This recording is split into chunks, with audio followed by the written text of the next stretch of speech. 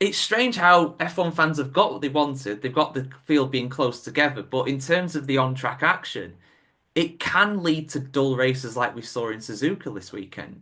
Yeah, I think it's one of these things as well. Like it's something you see a lot in a lot of formula, which have more sort of prescribed ways of going racing. So I hate to keep referencing it, but you know what? I learned so much more from it, in some ways. But endurance racing, because there's one difference between the way that endurance racing now goes racing and the way Formula One goes racing, which is that you'll have you know if you've dabbled in Formula sorry in any kind of endurance racing, you'll have probably heard something called BOP, which is balance of performance. What it is it's a computer algorithm that's designed so that all these various different teams, you know, and car manufacturers, you can have a car that isn't necessarily uh, the most performant. You know, it might not, it might be front engine and rear wheel drive rather than, you know, mid engine and rear wheel drive, which is better generally for setting up a performance car.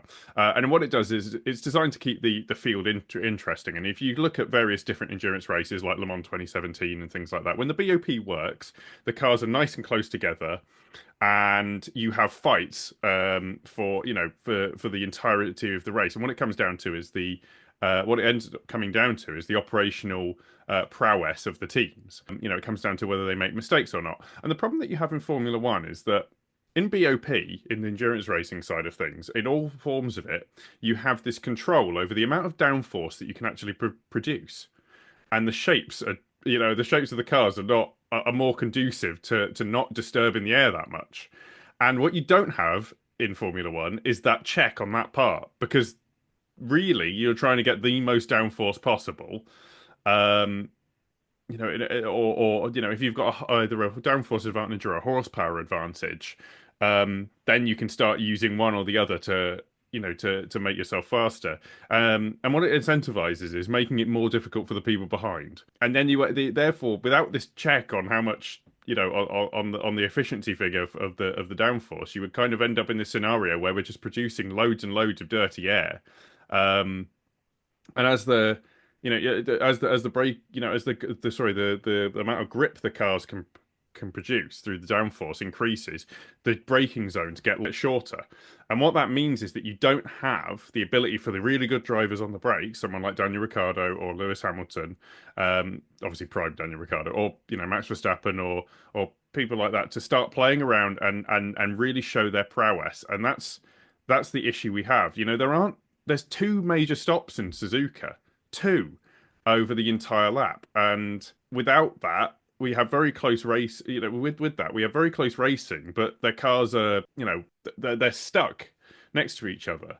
Um, and they, you know, you can't do anything about it. You can't show your skill as a late breaker because there isn't enough. You know, the first corner of Suzuka, you're sitting going into it at 185 miles an hour, and it's a lift off. It's a lift off into the second corner. Sorry, into the first corner to brake for the second. It's not.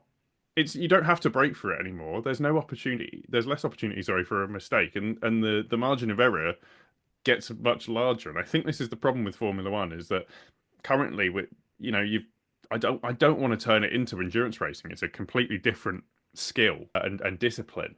Because they're not going to put a check on the amount of downforce that teams are going to try and produce. So you're going to have this thing where we're going to have to wait for mistakes, and the teams are getting so good at it by necessity that unfortunately, yeah, I think we are going to get this. I know, and I don't know how to fix that beyond, you know, I think now we're okay. Now the effort has to maybe be on, okay, we fix the, you know, the dirty air problem somewhat with it, you know, with this huge amounts of downforce but off cars that have, you know, ground effect.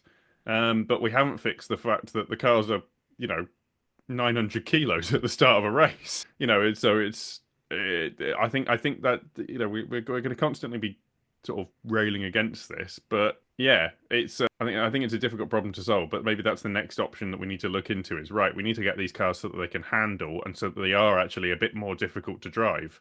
You know, I'm not saying they're easy, but I'm not saying they're as hard with how good the teams are.